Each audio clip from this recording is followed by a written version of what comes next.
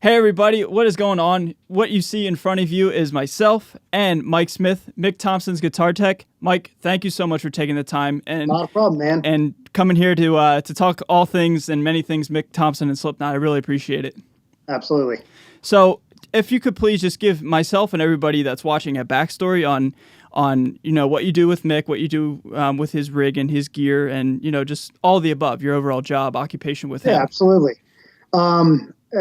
I own a company called Powered by Omega. I'm co-owner of it, and I've been talking to Mick for years. He's been purchasing and playing a couple of our speaker cabs for years. And about 2 years ago, we met up, and I got an amp in his hands, and he was absolutely fell in love. And we've been talking since then, and basically in October of last year, he asked me to actually go out and be his guitar tech. I've teched for years, and I had actually retired, and this was kind of an opportunity that kind of had to take. Right. So I am his touring guitar tech. I was his rig builder and also his tech while he was at the studio during the latest album cycle. Okay, very cool. Now, just so I get the timeline right, you said 2 years ago you guys met, so that's like right after the 0.5 It was probably about 4 or 5 years ago that we met. Okay. And he's got a couple of products from us, and it was about 2 years ago that we met up regarding the amplifiers. Okay, very cool. Just so I and everybody else knows, Yeah. when you guys all came together. And so now, I would like for you to just explain what's been going on the internet and kind of like the misconception of the gear that Mick's been using, because there's a lot of stuff out there about what he's using, what he's not. So if we could just start from wherever you want and just lay it all out there for everybody. Yeah, absolutely. There's a tremendous amount of misinformation around there. And Mick actually asked me to kind of clear a lot of stuff up. So what we'll do is we'll actually start off with the last album, Chapter 5. And essentially, a lot of people know that Mick has a signature amp through Rivera. Right. I'm not 100% certain if they're still manufacturing that or not. Rivera is an amazing company. Mick is great friends with them. He actually, through the middle of that cycle, switched over to trying some different amps out. He tried out some couple of amps, tried out a diesel, really wasn't him. And then he tried out some stuff from Mesa. Mm-hmm. They sent out a Mark V, tried that one, then tried the JP2C, and actually used the JP2C live for the end of that tour cycle. Okay.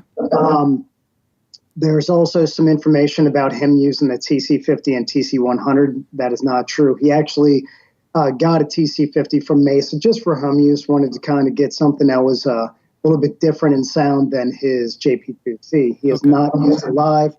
He has not used it in the studio.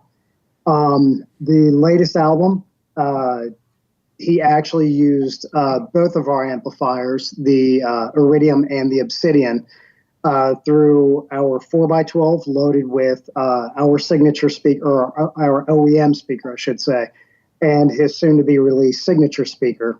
That was run through the Obsidian, and the Iridium was running through a late 70s Marshall checker front cab with modern G12H 30 anniversary selections. Okay, very cool. So now people are going to nerd out on this as soon as they hear about, the amp. Like, very rough estimate, if you could, just off the top of your head, like, what are his settings in terms of, like, you said he's using multiple amps, so is he, like, having one, you go ahead.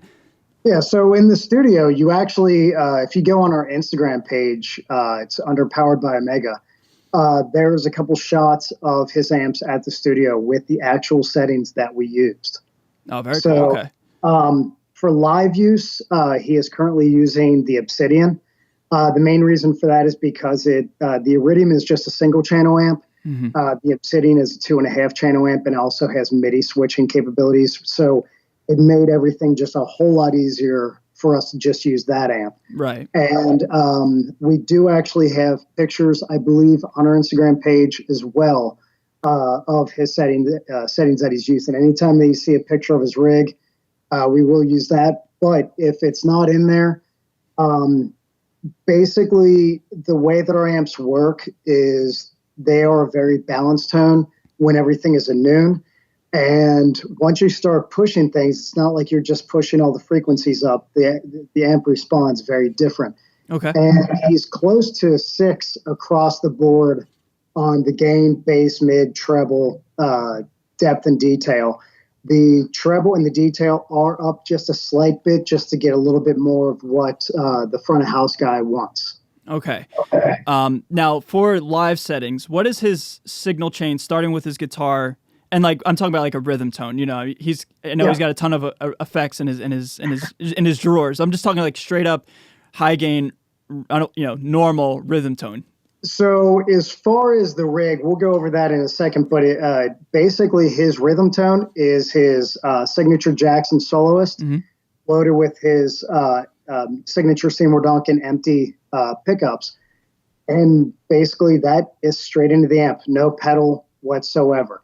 Okay. Granted, we are using a wireless, etc., but essentially it's just guitar straight into the front of the amp. Yeah, like a wireless may, people often discuss like, oh, wireless colors the sound. It doesn't, but there's no like definitive, like Maxon in front of the pedal or anything like that. No, absolutely not. Mick loves pedals. He does like boost pedals. He's a huge fuzz pedal advocate. Yeah. Yeah. So as far as just the standard rhythm tone, he does not use any boost pedals.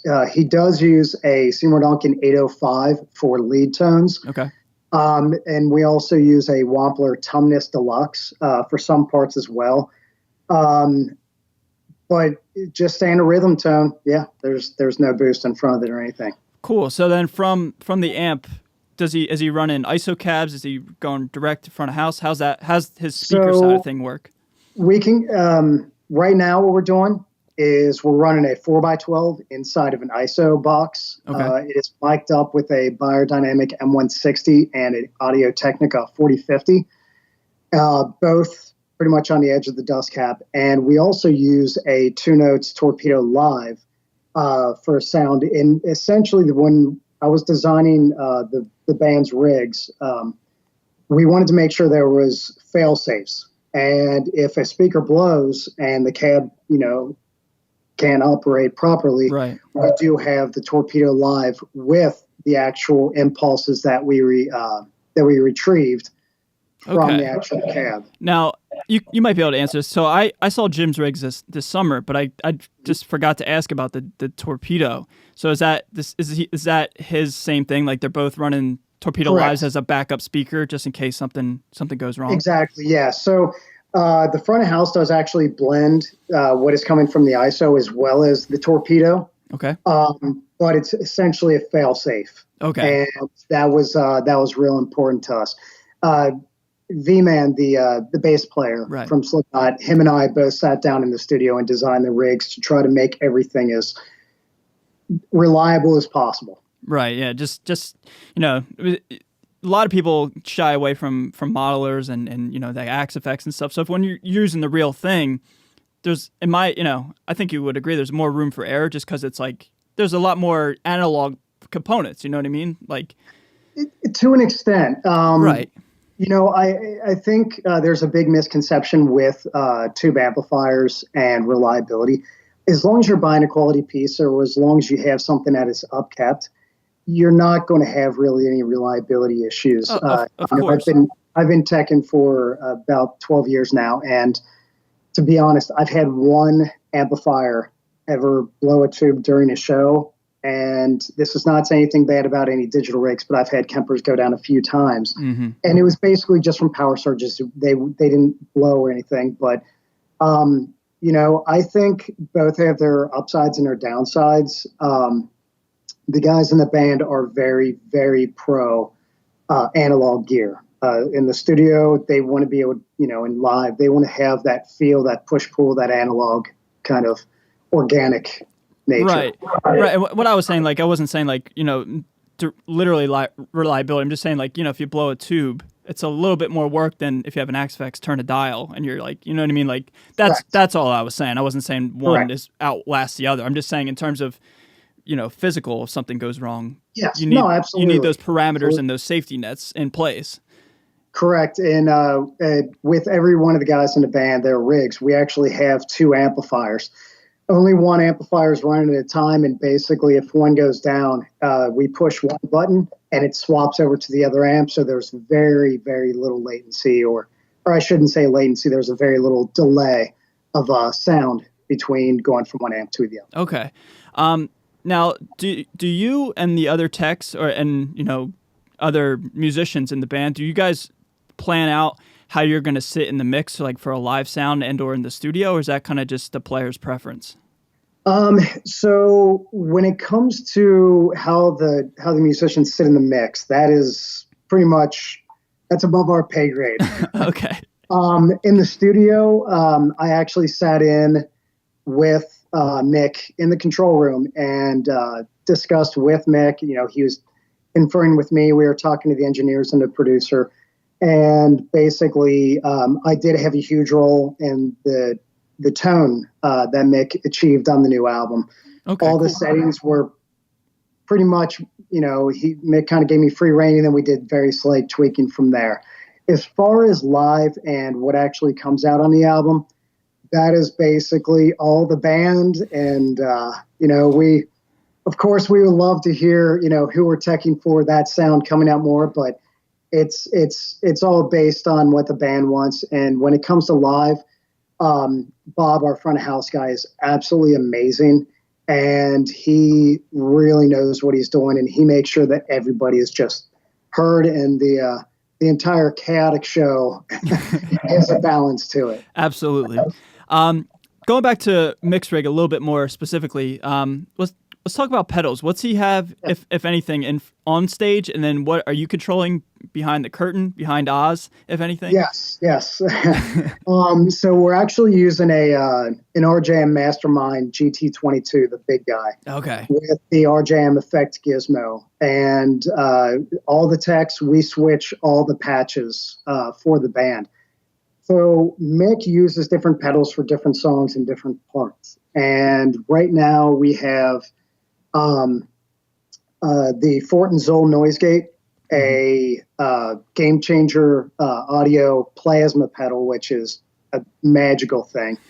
The Seymour Duncan 805, the Seymour Duncan La Super Rica fuzz pedal, which is also an amazing pedal. The Wampler Tumnus Deluxe, which is basically a clone, but it has bass, mid, and treble controls, and a kind of a clipping switch that dictates, how it's going to clip. It's a fuzz pedal from a company called Dead Effects. It's called the I Can't Feel My Face Super Fuzz. And that thing, it's a tiny pedal, and it is absolutely disgusting sounding. It's amazing. Then we're using something from a company called Nano. I'm going to have to remember the name. It's basically, it's called the Orbital Fuzz, and it uses, instead of standard germanium or silicone diodes, it uses carbon. And I'll get the name of the company for you, and it is an amazing, amazing piece. And for the effects, we're using a Eventide H9 for the delay and reverb sounds. Okay, cool. That's a pretty hefty rig, I mean, does Mick have anything in front of the stage? Like, does he control his wah, like for Vermilion, like that solo? Yes. Okay. Yeah, we actually use the Dunlop Crybaby rack wah, and he controls all of that. So we dialed in all the sounds, and there's one on either side of the stage, so he controls all of that. Okay, cool. Just because I know known in the past he's always got his foot underneath the steel box, whatever you want to call it, and I just didn't know if you were controlling that. If you would be so kind, if you wouldn't mind talking about his guitars, like how he likes them set up in terms of string height. I had a lot of people ask about strings and string height with his Jackson Soloist. Example. And one thing I will say again, or real quick about the effects, he actually does use the GX700 Boss units. We're currently using those effects units, the one that he actually recorded the album with back in 1999. Those are mid-90s processors that the sounds you hear live are from the effects unit that were used on the very first album. That's some information we do not, as fans, don't know. So that's really cool. He hasn't used it since he hasn't used those since 2002 because they were pretty unreliable. And we're running two in the rig just in case one goes down, which we actually did have a failure when we were in South America recently, and had to swap over to the other one immediately. They're not the most reliable units, but they are the only way that he can get those sounds from the first album. And right now we're playing Surfacing, Spit It Out, and prosthetics. Yeah. And, yeah. There's no other way to get those sounds. We've tried with the Axe Effects. We've tried with the Helix modern Boss units, and there's something about those old things that they have the magic. Yeah, they just have that. They have 1999 built in right in there. It's so cool. They're as 8-bit as it comes when it comes to sound. It's kind of magic. Yeah. As far as Mick's guitars, Mick does like a low action, but since he's a very percussive player, he doesn't like ultra low action. Okay. We do have a very, very minor bit of neck relief. As far as the actual, exact string height, it depends on the guitar, on the tuning, and a couple other factors. We are, when I tech, I'm not one of those people that uses. I don't use gauges. I don't use feeler gauges or anything like that. I've been doing it long enough where I can dial it in. I know the feel that he needs, right. And we kind of go from there. Pickup height is fairly high. Even though his pickups are very high output, he does like to smash the front of the amp. They're not, when he palm mutes, it's not resting on the pickup, but they are fairly high. As far as gauges, he's using Diodario NYXLs right now, and it's for the drop B. It's 58, 42, 30, 18, 15, 11, which is kind of light. Yeah, in some aspects. A 58's solid, okay, but then like an 18, that's pretty flimsy on the E string. It is, but when he plays in standard E, he's a 9. He plays 9s. Yeah. So he's got the strength in his hands to play whatever he wants. But he's certainly not a little guy. He wants the expression. Yeah. For the drop B, a lot of people, when they see a string gauge, they think it's way too light. But it's all based on the player's preference. It's all based on the way they, what they want. And when Mick solos, he's a very technical player. Unfortunately, you don't get to hear a lot in the songs how good he is. He is incredibly proficient. But he likes a little bit of just a softer nature, especially when he's doing his lead stuff, because he wants you to be able to hear all the small aspects of bends, which this band does a tremendous amount of just very slight off-key bends. So he wants you to be able to hear all of that. For drop A, he is using 68, 46, 32, 20, 16, 12. So again, very light on the lower strings, but it's a feeling that he really wants, and we've got to keep the gauges a little bit heavier on the lower strings, just because he attacks those strings. He's got a very hard hitting right hand. Absolutely. Could you? I don't know how much you're allowed to say or what you can or can't say about this new speaker cabinet that's coming out. Well, it's the new speaker. Yeah. Okay. So it's just a speaker. Yeah. Okay. So, okay. I mean, as far as a signature mix speaker cab, yes. Okay. We are going to be making that. There's probably going to be some other things that Omega will be releasing. As far as the speaker goes, I can give you a little bit of information, but it's actually going to be dropping in NAMM, so we can't give too much information. Right. Yeah. Don't want to spoil the marketing. Absolutely. Exactly. But we have been working on a speaker for probably about the past 2 years now. And it actually coincided with Omega, developing its own OEM speaker as well. So Mick has been through quite a few speakers over the years, just testing. But, the main speakers that he's been using on the albums were in his old Carvin cabs, which were Eminence units. And the first 3 albums, that's what you hear. It's an Eminence speaker inside of a front-loaded Carvin cab. They are great cabs. They sound phenomenal. When he went over to Rivera, he went to the GK100. And partly the only reason that he went to that speaker is the Riveras have so much low end. It was the only speaker that could actually handle. It wasn't out of actually tonal preference, because it's really not his favorite speaker by any means. He's is not really, his ears changed over the years, and he definitely prefers others quite a bit more. So when we were talking, when he started using our cabs, I told him to check out some other speakers, and it really opened his ears up and to what else is out there. So what we focused on with his speaker was balance and something that could handle playing classic rock and blues like he loves. He loves playing blues stuff, and, he'll play a lot of cleans, and then be able to handle, 90s death metal, which is another favorite of his, up to, what Slipknot plays. Right. So I'll say that it's a big departure from what people know him to be playing, the GK100 and those old Carvin speakers. Far more musical. Far, far, far more musical. The overall character of it, like I said, is balanced. It's warm. It's touch responsive. And, we couldn't be more excited about it. In fact, we actually got some of the prototypes in when we were at the studio recording the album. And we put it up against, numerous different vintage Celestion speakers, modern Celestion speakers, modern Eminence speakers.